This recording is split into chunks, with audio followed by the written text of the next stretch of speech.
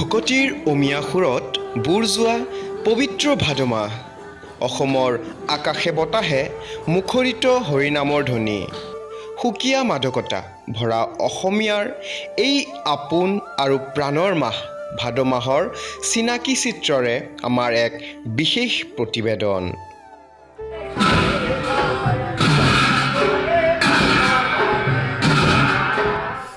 অসমীয়া সমাজত ভাদ মাহে আছুতীয়া আসন অধিকাৰ কৰি আহিছে। পবিত্ৰ ভাদ মাহৰ আবেদন সাৰ্বজনীন আৰু গাম্ভীৰ্যপূৰ্ণ। অসমীয়া 12 মাহৰ ভিতৰত ভাদ মাহৰ বিদ্যমান সুকীয়া মাদকতা। লোককৃষ্টি চৰ্চাৰ বেলিকাও ভাদৰ গুৰুত্ব অপৰিসীম। ইয়াত বিলীন হৈ থাকে অসমীয়াৰ সাংস্কৃতিক জীৱন। আষাৰ শাওনত গঞা ৰাইজে শস্য সম্ভৱা পথাৰত কঠোৰ শাৰীৰিক পৰিশ্ৰম কৰি আষাৰ কঠীয়া ৰোপণ কৰে আৰু ইয়াৰ পাছত অৱসৰৰ মাহটোত গাঁওসমূহত ভাদৰ অন্তহীন ব্যস্ততা আৰম্ভ হয়।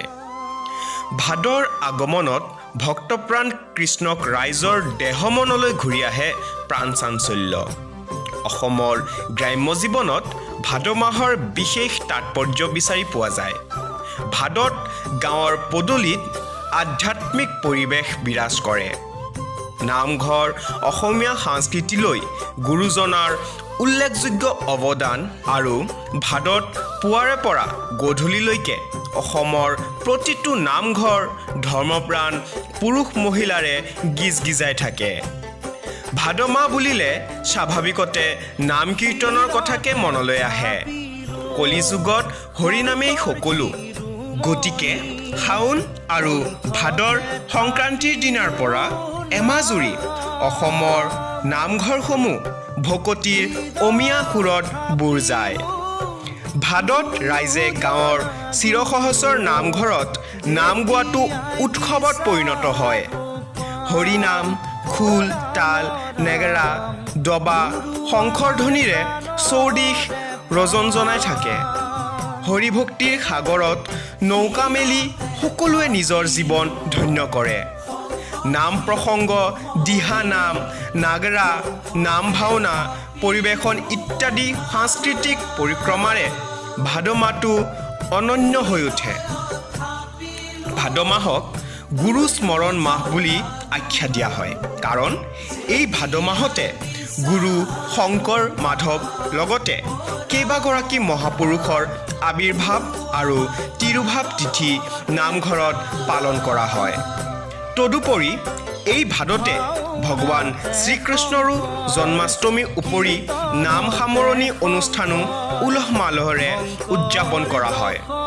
ইয়াকে সৰুগত কৰি ভাদৰ প্ৰতিটো দিন তথা এই মাহটোকে অতি পবিত্ৰ মাহ বুলি গণ্য কৰা হয় আৰু সেইবাবে বছৰৰ অন্য মাহতকৈ ভাদৰ গুৰুত্ব সৰ্বাধিক।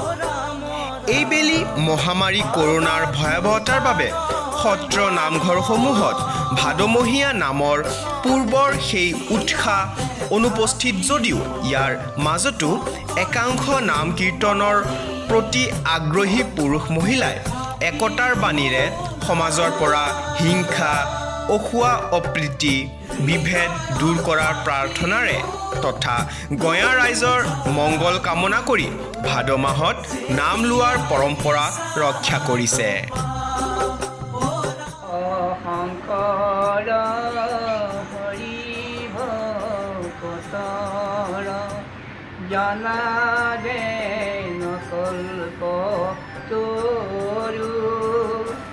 তাহান্ত বিনাই নাই নাই নাই আমাৰ